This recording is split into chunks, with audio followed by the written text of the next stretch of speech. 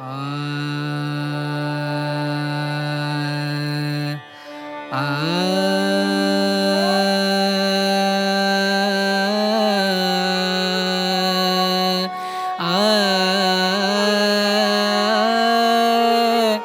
రే రే రే నా రే రే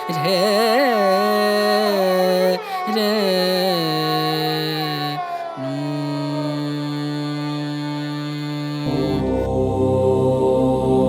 ఓం నమో నారాయణాయ.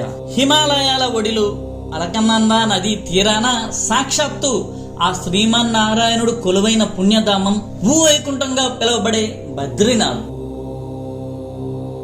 చార్ధామ్ క్షేత్రాలలో భక్తులకు అత్యంత సులభంగా దర్శనమిచ్చే ఈ పరమ పావన క్షేత్రం గురించి మనం ఇప్పటికే తెలుసుకున్నాం. స్వర్గారోహిణి యాత్రను కూడా కళ్ళారా చూశాం.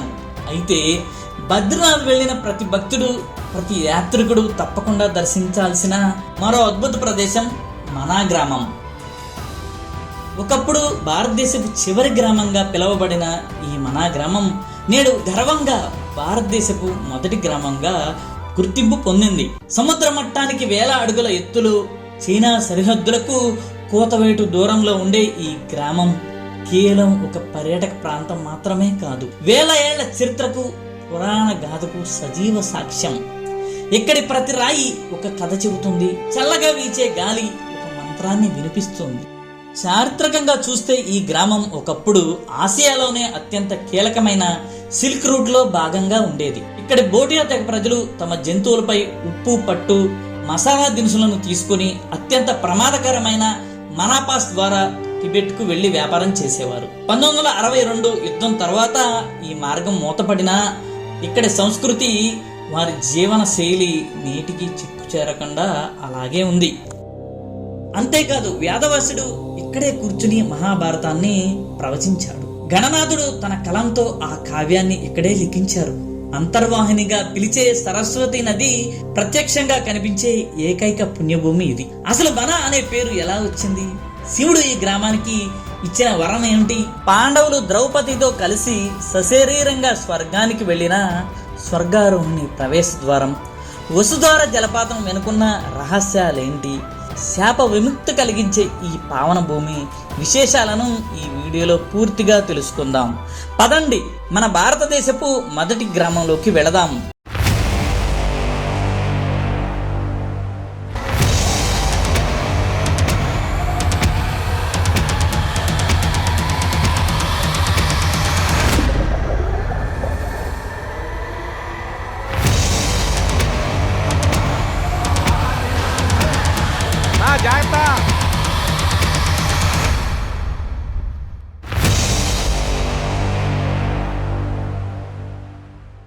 బద్రీనాథ్ నుండి కేవలం 3 కిలోమీటర్ల దూరంలో ఉన్న భారతదేశపు మొట్టమొదటి గ్రామమే మనా గ్రామం. ఎత్తైన పర్వత పాదాల అంచున ఉన్న ఒక సన్నని వాలు ప్రాంతంలో ఈ గ్రామం విస్తరించి ఉంది. ఇక్కడ సుమారు 558 గృహాలు ఉన్నాయి. అలాగే ఈ గ్రామంలో దాదాపు 1214 మంది జనాభా నివసిస్తున్నారు. ఇక్కడ ప్రజలు మార్చా, జాడ్ లేదా బోటియా తెగకు చెందిన వారు. వీరు శతాబ్దాలుగా హిమాలయ పర్వత ప్రాంతాల్లోనే జీవిస్తున్నారు. హిమాలయాల్లోని తీవ్రమైన వాతావరణ పరిస్థితులు ఇక్కడి ప్రజల జీవన విధానాన్ని శాసిస్తాయి. శీతాకాలంలో ఈ ప్రాంతం పూర్తిగా దట్టమైన మంచుతో కప్పబడి ఉంటుంది. ఉష్ణోగ్రతలు 0 డిగ్రీల కంటే చాలా తక్కువకు పడిపోతాయి.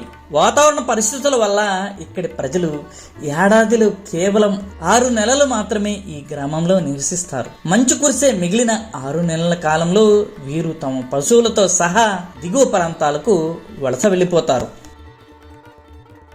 గ్రామంలో ఇరుకైన మరియు సన్నని వీధుల గుండా వెళుతుంటే దారికి ఇరువైపులా అనేక చిన్న చిన్న దుకాణాలు కనిపిస్తాయి.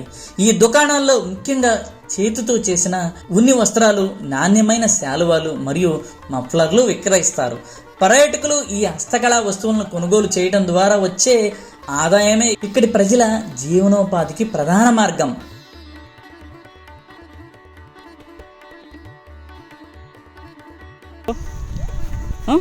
पकड़ लो बाय बोलो गुड बाय ఓహో చిన్న పిల్లలు వర్క్ చేస్తున్నారు పొలంలో क्या करते हैं काम करते हैं खेत में काम करते हैं చిన్న పిల్లలు చూడండి.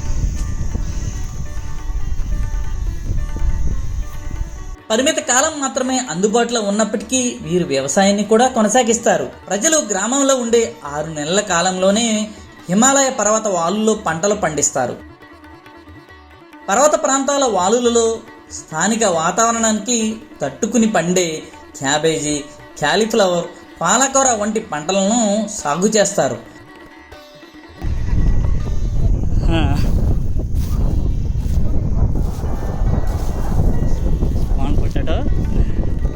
గ్రేట్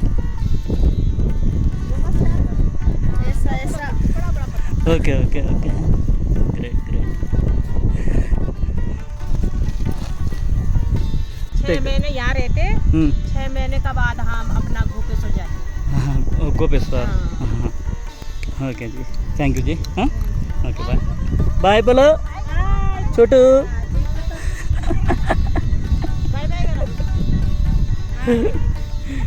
మన గ్రామం కేవలం ఒక సరిహద్దు గ్రామం మాత్రమే కాదు, ప్రకృతితో మమేకమై జీవించే ఒక అద్భుతమైన సంస్కృతికి నిలయం.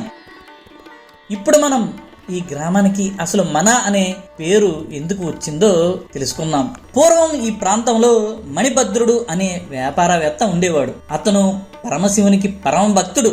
ఒకసారి అతను వ్యాపార నిమిత్తం ఈ గ్రామం గుండా శివనామ జపం చేసుకుంటూ వెళ్తుండగా కొంతమంది గజదొంగలు అతడిపై పడి డబ్బు కోసం అతని తలను నరికివేశారు. తల శరీరం నుండి వేరైనా సరే మణిభద్రుని నోటి నుండి శివనామ జపం మాత్రం ఆగలేదు. అతని రూపమానమైన భక్తికి మెచ్చిన పరమశివుడు వెంటనే అక్కడ ప్రత్యక్షమై అతని దేహానికి ఒక వరాహం తలను అతికించి తిరిగి ప్రాణం పోశాడు. శివుడు అతనికి యక్షరాజు అయిన కుబేరుని వద్ద సేవకునిగా ఉండే వరం ఇచ్చాడు. అలాగే ఆ గ్రామానికి అతని పేరు మీదుగా మణిభద్రపురి అని పేరు పెట్టాడు. కాలక్రమేణా ఈ మణిభద్రపురి అనే పేరు రూపాంతరం చెంది మన గ్రామంగా స్థిరపడింది. పరమశివుడు ఈ గ్రామానికి ఒక ప్రత్యేకమైన వరం ఇచ్చాడు. అదేమిటంటే ఈ గ్రామం శాప విముక్తి మరియు పాపరహిత గ్రామంగా వర్ధిల్లుతుంది. మణిభద్రుడు కుబేరుని సేవకుడు కావటం వల్ల ఈ గ్రామంలో అడిగిపెట్టే భక్తులకు, ముఖ్యంగా పేదవారికి దారిద్ర్యం నశించి లక్ష్మీ కటాక్షం లభించి ధనవంతులు అవుతారని శివుడు ఆశీర్వదించాడు. ఇక్కడికి రావాలన్నా ఎంతో పుణ్యం చేసుకుని ఉండాలని స్థానికుల నమ్మకం. మంకీ క్యాప్లో మా ఫ్లవర్స్ ఇవే ఉన్నాయి ఆల్మోస్ట్.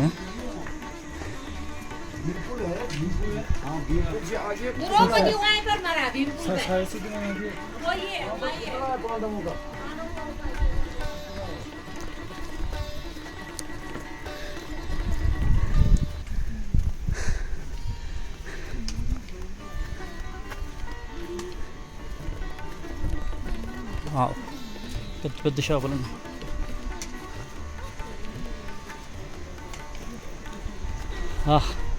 ఫ్లవర్ దగ్గర చూడండి, ఆ ఫ్లవర్స్ ఎంత బాగున్నాయో. ఇక్కడ క్యాబేజీ.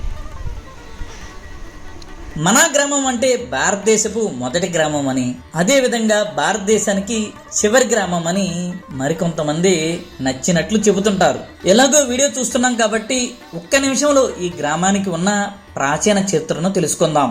నేడు భారతదేశపు మొదటి గ్రామంగా పిలువబడుతున్న మన గ్రామం ఒకప్పుడు భారతదేశానికి మరియు టిబెట్కి మధ్య అత్యంత కీలకమైన వాణిజ్య మార్గంగా ఉండేది. దీనిని చారిత్రకంగా సిల్క్ రూటు లేదా ఇండో టిబెటస్ ట్రేడ్ రూట్ లో భాగంగా పిలిచేవారు. మన గ్రామానికి ఎగువన దాదాపు 18,192 అడుగుల ఎత్తులో మనా పాస్ అనే పర్వత కనుమ ఉంది.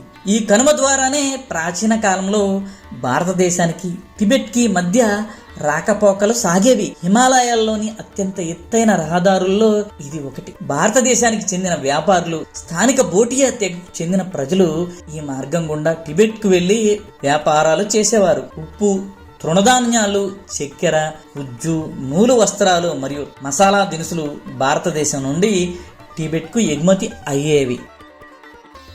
ఇక స్వచ్ఛమైన పట్టు, యాక్ జంతువుల తోకలు, పష్మీనా ఉన్ని, బంగారం, సువాసనా ద్రవ్యాలు మరియు కస్తూరి టిబెట్ నుండి భారతదేశానికి దిగుమతి అయ్యేవి. టిబెట్ పట్టు ఈ మార్గం గుండా ఎక్కువగా రవాణా కావటం వల్ల దీనికి ఆసియా సిల్క్ మార్గంతో అనుసంధానం ఉండేది. మనా గ్రామంలో నివసించే బోటియా లేదా మార్చా తెగ ప్రజలు పుట్టుకతోనే గొప్ప వ్యాపారస్తులు.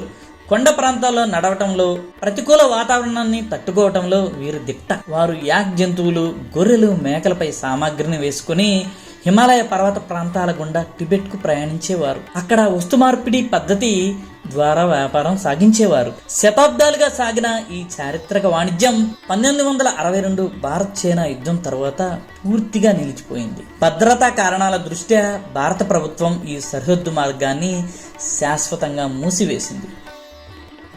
ఈ నిర్ణయంతో శతాబ్దాల నాటి ఇండో టిబెట్ సిల్క్ మార్గానికి తెరపడింది.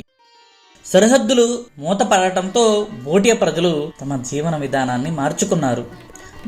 నేడు వారు పట్టు, ఉప్పు వ్యాపారులకు బదులుగా స్థానికంగా దొరికే హిమాలయ మూలికలు, చేతితో నేసిన ఉన్ని వస్త్రాలు, శాలువాలు అమ్ముకుంటూ మరియు పర్యాటకులకు గైడ్గా వ్యవహరిస్తూ జీవనోపాధిని పొందుతున్నారు. ఒకప్పుడు కేవలం వ్యాపారుల కోలాహలంతో నిండిన ఈ ప్రాచీన సిల్క్ మార్గం నేడు పర్యాటక మరియు సైనిక ప్రాధాన్యత కలిగిన ఒక అద్భుతమైన చారిత్రక వారసత్వ ప్రదేశంగా నిలిచింది. ఇది ఈ గ్రామానికి ఉన్న ప్రాచీన చరిత్ర. మనా గ్రామంలో అడుగుపెట్టిన ప్రతి పర్యాటకుడు ఆధ్యాత్మిక తరంగాలలో వాలలాడక తప్పదు. ఇక్కడ మనం చూడబోయే ప్రతి పవిత్ర ప్రదేశం వెనుక ఎంతో విశిష్టమైన చరిత్ర, పురాణ ప్రాశస్యం దాగి ఉన్నాయి.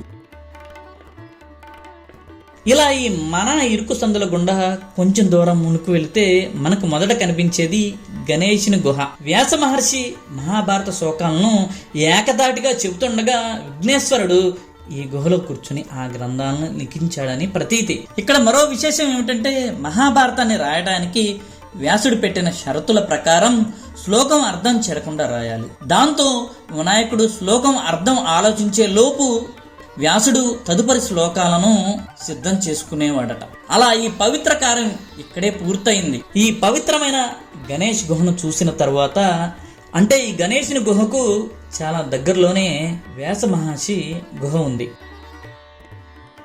ఈ గణేష్ గుహ దగ్గర నుంచి వ్యాస గుహ చాలా దగ్గర అనమాట. ఆ పైన కనిపిస్తుంది, అది చూసారా వ్యాస గుహ. అది జస్ట్ ఒక 5 minutes వాకబుల్ డిస్టెన్స్లో ఉందన్నమాట. అది చూసారా, వీళ్ళు చేత అల్లుతారు అన్నమాట. వీళ్ళేనా ఇవన్నీ ఇంత అందంగా లేరు చూసారా, చేత్తో వాళ్ళకి కలర్ఫుల్స్గా ఉన్నాయి ఇక్కడ.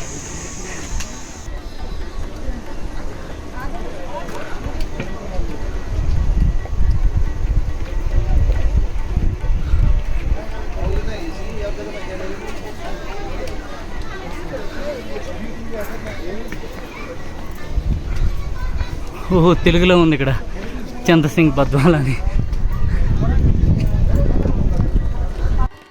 వ్యాస మహర్షి నివసించిన పవిత్ర రాతి గుహ ఇది. ఈ గుహలోనే కూర్చుని ఆయన మహాభారత కావ్యాన్ని ప్రవచించాడు. ఈ గుహ పైకప్పు గమనిస్తే తాళపత్ర గ్రంథాల పేజీలు ఒకదానిపై ఒకటి అమర్చినట్లు సహజ సిద్ధంగా రాతి పొరలతో కనిపిస్తుంది. వ్యాసుడు మహాభారతంతో పాటు అష్టాదశ పురాణాలను కూడా ఇక్కడే క్రోడీకరించారని నమ్ముతారు. చూడండి, ఈ పవిత్రమైన గృహ 2022 నాటికి 5330 సంవత్సరాలు అయిందంట. ఇది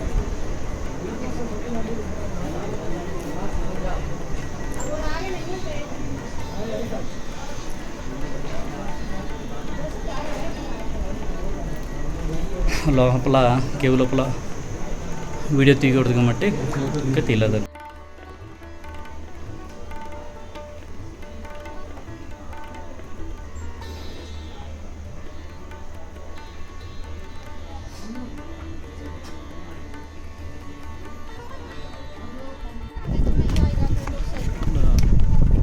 వ్యాస గుహ చూసేసాం కదా, ఇక్కడి నుంచి మళ్ళీ మనం కిందకెళ్ళి భీంపూల్ని అలాగే సరస్వతి నదిని చూద్దాం. స్ట్రైట్కి వెళ్ళిపోవాలి. భీంపూల్కి వెళ్తున్నాము.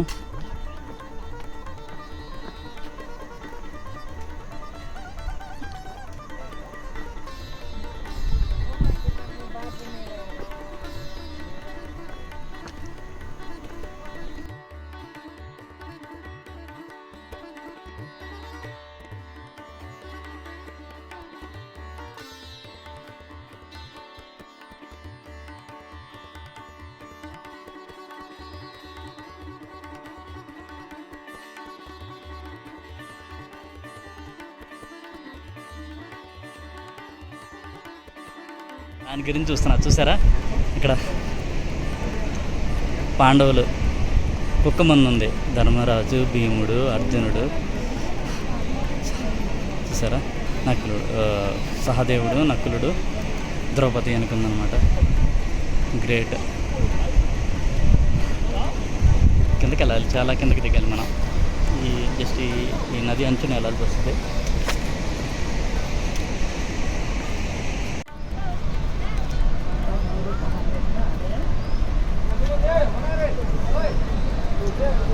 సరస్వతి టెంపుల్ చూడండి, భయం వేస్తుంది చూస్తుంటే, ఎంత ఫోర్స్గా దిగుతుందో కిందకి.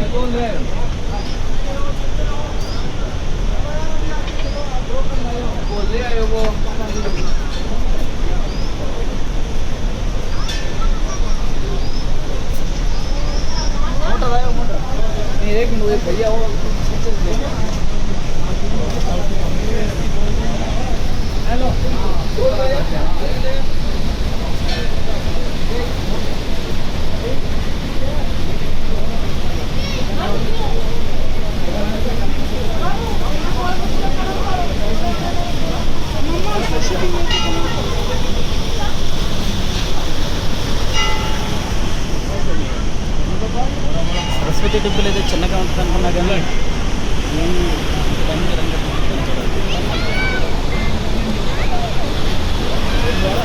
చూడండి, మనకు అక్కడి నుంచే కనిపించేది, చాలా ఫోర్స్గానే వస్తుంది. రెయిన్బో చూసారా సరస్వతి నది మీద. హిందూ ధర్మంలో అంతర్వాహినిగా పిలిచే పవిత్ర సరస్వతి నది భూమిపై ప్రత్యక్షంగా ఉద్భవించే ఏకైక జన్మస్థలం ఈ మనా గ్రామం. ఇక్కడ కొండల మధ్య నుండి సరస్వతి నది అత్యంత ఉధృతంగా పెద్ద శబ్దంతో ప్రవహించుకుంటూ బయటకు వస్తుంది. అలా ప్రవహించి కొద్ది దూరంలోనే అలకనందా నదితో కలుస్తోంది. ఈ సంగమ స్థలమే కేశవ ప్రయాగ. ఆ సంగమం తర్వాత సరస్వతి నది మళ్ళీ గుప్తంగా మారిపోతుంది. ఈ సరస్వతి నది చేరుకోవాలంటే మనం భీంపూల్ అంటే భీమును వేసిన రాయిని దాటాల్సిందే. పైనుంచి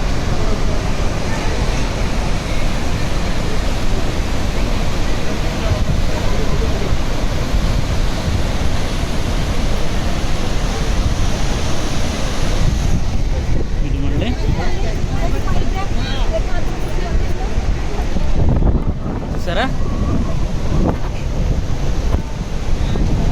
ఇలా వస్తుందో, ఇక్కడ వెళ్ళి జస్ట్ అక్కడ సంగమిస్తుంది అనమాట. మనం అటు వెళ్ళి ఆ మెర్జ్ అయ్యే ప్లేస్ని కూడా చూద్దాం. ఇప్పుడు ఈ భీంపూల్ గురించి తెలుసుకుందాం. సరస్వతి నదిపై ఉన్న ఒక భారీ సహజ సిద్ధమైన రాతి వంతెన ఇది. పాండవులు తమ అంతిమ యాత్రలో స్వర్గానికి వెళుతున్నప్పుడు ఉధృతంగా ప్రవహిస్తున్న సరస్వతి నదిని దాటడం ద్రౌపదికి కష్టంగా మారింది. ఆ సమయంలో పంచ పాండవుల్లో రెండో వాడైన భీముడు ఒక భారీ బండరాయిని నదికి ఇరువైపులా వంతెనలా వేశాడు. భీముడు ఈ రాయిని వేయటం వల్ల దీనికి భీంపూల్ అనే పేరు వచ్చింది. ఈ రాయిపై భీముడి చేతివేలి ముద్రలు ఇప్పటికీ ఉన్నాయని స్థానికులు చెబుతుంటారు. సరస్వతి నది ఆ పైనుంచి ప్రవహించుకుంటూ వస్తుంది. ఓకే, సరస్వతి నది పక్కనే సరస్వతి దేవి టెంపుల్ ఉందన్నమాట. ఇది చూసారా, మనం ఆ పైనుంచి ఈ భీముడు ఇక్కడ వేసిన ఈ రాయి మీద కనటి సీట్ వస్తాము. ఆ భీంపూల్ కింద అంటే భీముడేశ్వర రాయి కింద సరస్వతి నది ప్రవహించుకుంటూ ఇటు వస్తుంది. చాలా డెప్త్గా చాలా ఫోర్స్గా ప్రవహిస్తుంది. ఏదో లైట్గా కనిపిస్తుంది అనుకున్నాను కానీ అది చూసారా, అది చూడండి 200 మీటర్స్ ఉంటుంది. అది అక్కడ కలుస్తుంది అలకనందా నదిలో. ఇప్పుడు మనా గ్రామంలో చూడవలసిన మరో ప్రదేశం మాతా మూర్తిదేవి ఆలయం. ఇది మనా గ్రామానికి అవతలి ఒడ్డున ఉంటుంది. మీ అందరికీ తెలిసే ఉంటుంది, మాతామూర్తి అంటే నరనారాయణ యొక్క తల్లి అనమాట. ఈమె మాతామూర్తి, అలాగే ధర్ముని యొక్క భార్య అనమాట. చూడండి, మీకు బ్యాక్గ్రౌండ్లో ఈ స్టోరీ మొత్తం నేను వివరిస్తాను. ఎందుకంటే బద్రీనాథ్లో ఉన్నటువంటి బద్రీనాథ్ స్వామి సంవత్సరానికి ఒకసారి తన తల్లిని చూస్తానికి ఇక్కడికి వస్తారన్నమాట. కాబట్టి చూడండి, ఇదే మాతామూర్తి తపస్సు చేసిన ప్రదేశం. ఇక్కడ తపస్సు చేయటం వలనే నరనారాయణులు జన్మించారు. శ్రావణ మాసంలో వామన ద్వాదశి రోజున మాతామూర్తి జాతర జరుగుతుంది. ఆ జాతరలో స్వయంగా బద్రీనారాయణుడే పాల్గొంటారు. ఇలా బద్రీనారాయణుడు తన తల్లిని కలుసుకునే ఏకైక రోజు ఈ వామన ద్వాదశి.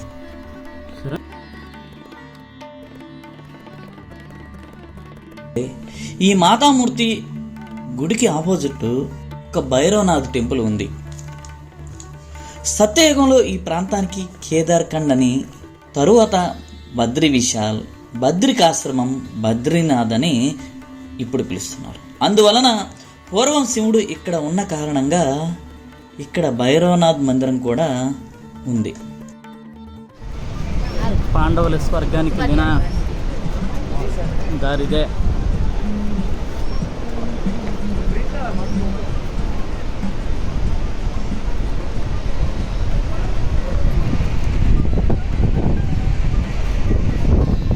సరే కదా, ఇదే అంటే ఈ మన విలేజ్లో నుంచే పాండవులు స్వర్గానికి వెళ్ళారన్నమాట. అందువలన ఇక్కడ పాండవులకు సంబంధించిన విగ్రహాలు ఉన్నాయి ఈ ప్లేస్లో. సరే, ఇక్కడ రావటానికి భీముడు, అది భీముడు అక్కడ రాయి ఇక్కడ వేసాడు అన్నమాట. భీముడు దాటాకి రాయి వేసాడు. అక్కడ దాటి ఇది ఎంట్రన్స్ గేట్ చెప్తా స్వర్గారోహణి.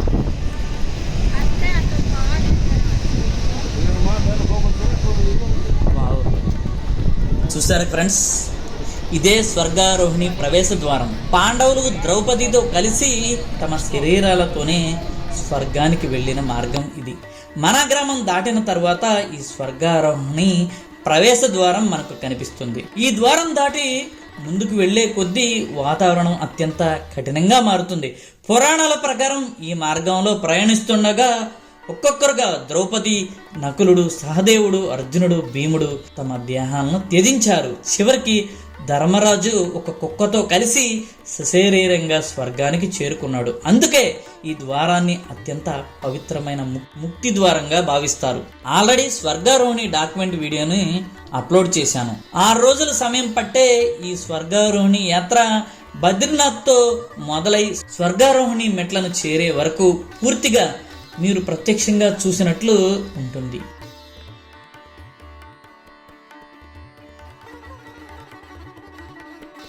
ఇక తరువాత చూడవలసిన ప్రదేశం మన గ్రామం నుండి 5 కిలోమీటర్ల దూరంలో కొండల మధ్య సుందరమైన వసుధార జలపాతం ఉంది.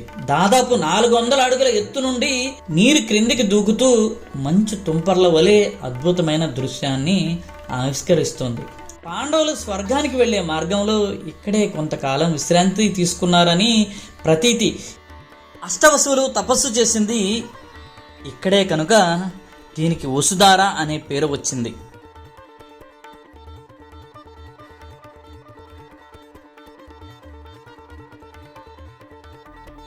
స్వర్గారోహిణి యాత్ర వీడియోలోని హైలైట్స్ ని జస్ట్ ఒక్క 3 మినిట్స్ చూడండి. మనం హిమాలయాలలో పుణ్యక్షేత్రం అనగానే మొదట తలుచుకునే పేరు బద్రీనాథ్. ఏటా లక్షలాది మంది భక్తులు ఆ నారాయణ్ణి దర్శించుకుని పునీతులవుతున్నారు. కానీ ఆ బద్రీనాథ్ క్షేత్రం దాటి హిమాలయాల లోతుల్లోకి వెళితే ఒక అత్యంత రహస్యమైన పవిత్రమైన మార్గం ఉంది. అదే స్వర్గారోహిణి.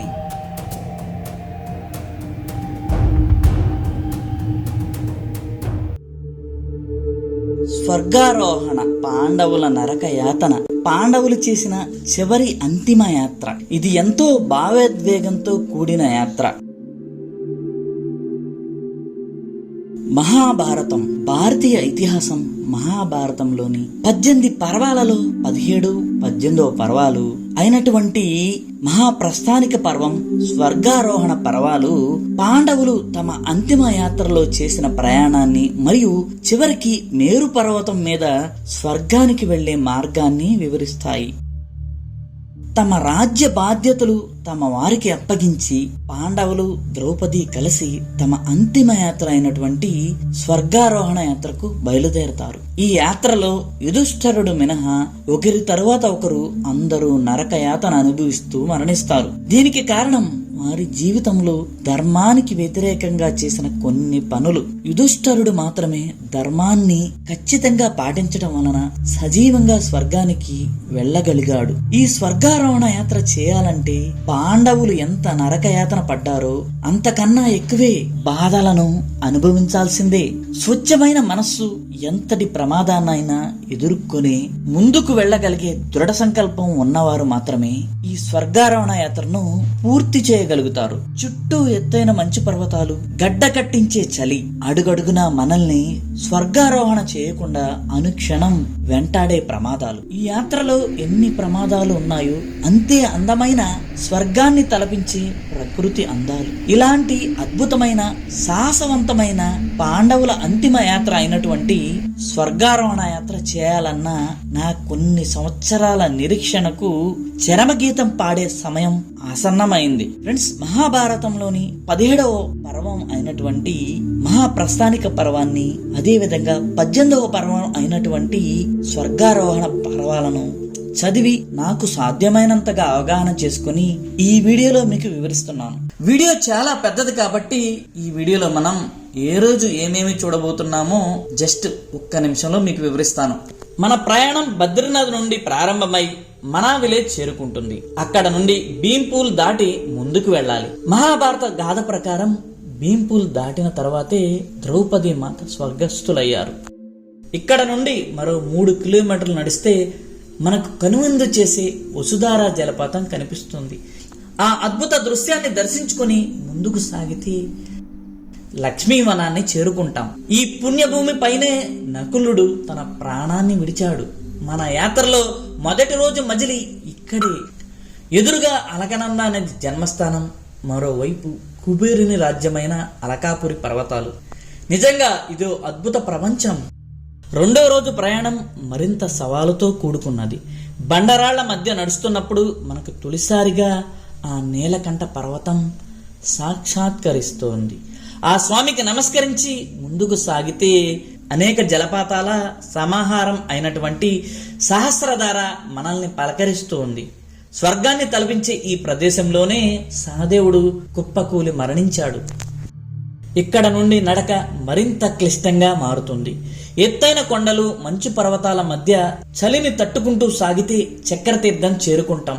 ఇక్కడే అర్జునుడు తన ప్రాణాన్ని ముగించి నేల కొరికాడు. మన రెండవ రోజు రాత్రి మజిలీ ఈ మంచు కొండల మధ్యే. ఇక మూడవ రోజు ప్రయాణం మన ఓపికకు, సహనానికి అసలైన పరీక్ష. చక్రతీర్థం నుండి సతోపన్ సరస్సు చేరుకోవాలి. ఇక్కడ దారంటూ ఏమీ ఉండదు. అంతా రాళ్ల ప్రపంచం, గడ్డ కట్టించే చలి, అడుగడుగునా ప్రమాదాలు. కానీ ఆ ప్రకృతి అద్భుతాన్ని చూడాలన్న తపన మనల్ని ముందుకు నడిపిస్తుంది. అట్టే కాలానికి 1000 అడుగుల ఎత్తులో ఉన్న సతోపన్ సరస్సు మనకు దర్శనమిస్తుంది. ఇక్కడే భీముడు తన ప్రాణాన్ని వదిలాడు. ఈ సరస్సు ఒడ్డునే ఆమన్ బాబా గారి ఆశ్రమం ఉంటుంది. మూడో రోజు మజిలీ ఇక్కడే.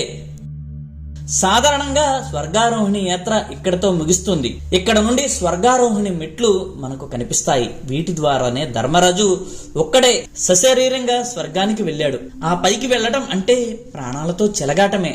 అందుకే యాత్రికులను కేవలం ఈ సరస్సు వరకే అనుమతిస్తారు.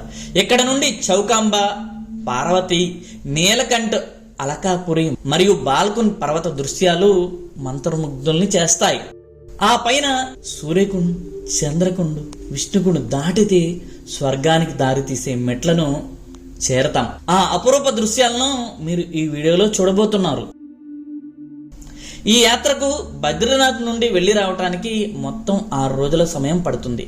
వెళ్ళలేని వారికి కూడా అక్కడి అనుభూతిని పొందాలని ఈ రూట్ మొత్తాన్ని కంప్లీట్గా రికార్డ్ చేసి మీ ముందుకు తీసుకువచ్చాను. అందుకే వీడియో లెంత్ చాలా ఎక్కువగా ఉన్నా మీకు లైవ్ ఎక్స్పీరియన్స్ ఇస్తుందని ఆశిస్తున్నాను. నా ప్రయత్నం మీకు నచ్చితే లైక్ చేయండి, అన్నట్లు సబ్స్క్రైబ్ చేయటం మర్చిపోకండి. మీ ఈ ప్రోత్సాహమే నన్ను మరిన్ని అద్భుత ప్రదేశాలకు తీసుకువెళుతుంది. Thank you for watching. ఈ వీడియో మీకు నచ్చినట్లయితే లైక్ చేయండి, సబ్స్క్రైబ్ చేయండి. మళ్ళీ మనం నెక్స్ట్ వీడియోలో కలుద్దాం. అంతవరకు సెలవు.